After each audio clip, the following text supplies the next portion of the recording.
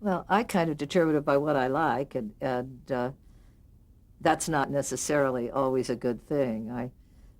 Over the years, I've been on a lot of shows that have been, or worked on a lot of shows that have either been nominated for Emmys or have won Emmys or have won Peabodys or have won, but they don't necessarily get enormous ratings. I don't think that I'm the biggest rating getter in the world.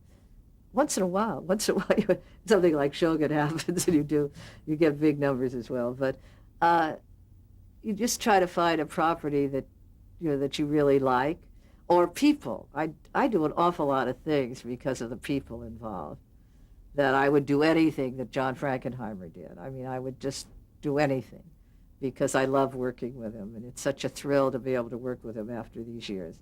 Because he always worked in movies, and I didn't want to work in movies, and or I love working with David Rintels because he's extremely talented. So very often what I do has to do with somebody else who's involved in it, with that particular director, a director like John or a director like Joe Sargent, or a writer whose work I like, or something that says something, has, in some way meaningful.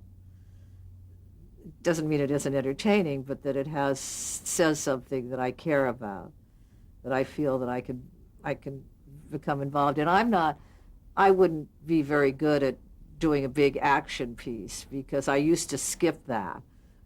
I don't do that anymore because I know that's what the script is about. But I used to skip over the action to get to the dialogue. I wouldn't have done very well reading Twister, uh, but because I don't think there are 20 lines in the movie. But so you pick the properties from things that interest me, that subjects that interest me, things that challenge you, things that you want to know more about. I think that everything I know I learned from a script. Have all this surface knowledge that I found in the script somewhere, or doing research on a script.